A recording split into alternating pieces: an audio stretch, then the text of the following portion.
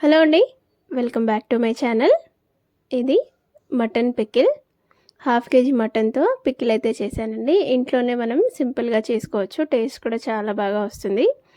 Half KG మటన్ని ముందుగానే మనం నీట్గా క్లీన్ చేసుకోవాలండి. ఇంకా కుక్కర్లో వేసి కొంచెం పసుపు అలాగే ఉప్పు వేసి ఒక 3 విజిల్స్ వచ్చేంత వరకు ఉడికించుకోవాలి. లేదు అంటే మనం ఫ్రెష్గా ఉంది అంటే మనం డైరెక్ట్గా అలాగే కట్ చేసి చేసుకోవచ్చు. అది ముదురుగా ఉంటే మళ్ళీ ఇబ్బంది అవుతుందనేసి నేను ఒకసారి బాయిల్ చేసి చేస్తున్నాను. ఇది 3 విజిల్స్ వచ్చిన తర్వాత ఇలా స్ట్రెయిన్ చేసుకోవాలండి. ఈ వాటర్ పోయేంత వరకు మనం అలానే పెట్టేయాలి.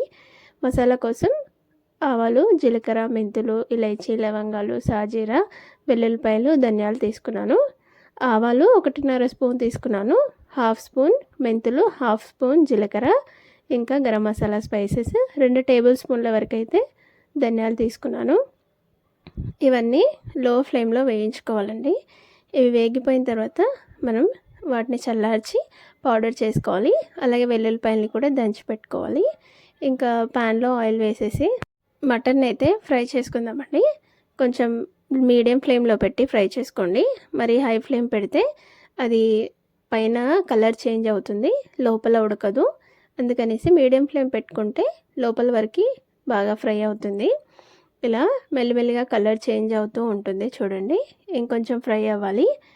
అది ఫ్రై అయిన తర్వాత మనం అన్ని మసాలాలు అయితే కలిపేసుకుందాము. చూడండి, ఇదైతే ఫ్రై అయిపోయింది. ఇప్పుడు నేను స్టవ్ ఆఫ్ చేసేసాను. నేను ఈ స్పూన్తో 3 స్పూన్ల వరకు కారం తీసుకున్నాను. అదే స్పూన్ అండి, సేమ్ స్పూన్తో 1.5 ఉప్పు తీసుకున్నాను. మీరు ఉప్పు చూసి వేసుకోండి, కావాలంటే కొంచెం వేసుకొని తర్వాత యాడ్ చేసుకోండి. ఇంకా మనం గ్రైండ్ చేసి పెట్టుకున్న పౌడరు, వెల్లుల్లిపాయలు కూడా దంచేసాను.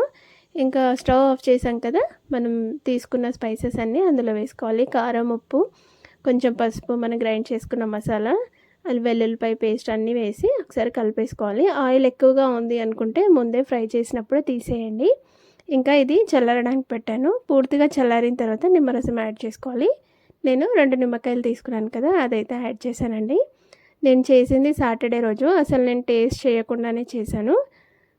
సాటర్డే నేను నాన్ వెజ్ తినను, అందుకనేసి టేస్ట్ కూడా చేయలేదు. ఇంకా నేను సండే అయితే మార్నింగ్ మ్యారేజ్కి వెళ్ళిపోయాము. నైట్ వచ్చిన తర్వాత అయితే కొంచెం టేస్ట్ చేశాను ఎలా ఉంది అనేసి. చాలా పర్ఫెక్ట్గా వచ్చింది. అసలు మనం ఇంట్లోనే సింపుల్గా మంచిగా టేస్టీగా పెట్టుకోవచ్చండి, బయట కొనుక్కునే అవసరం లేకుండా. మీకు ఈ రెసిపీ ఎలా అనిపించిందో కామెంట్ చేయండి. నచ్చితే లైక్ చేయండి, షేర్ చేయండి, సబ్స్క్రైబ్ చేసుకోండి. అలాగే సబ్స్క్రైబ్ చేసుకున్న వాళ్ళందరికీ thank you so much. Please subscribe.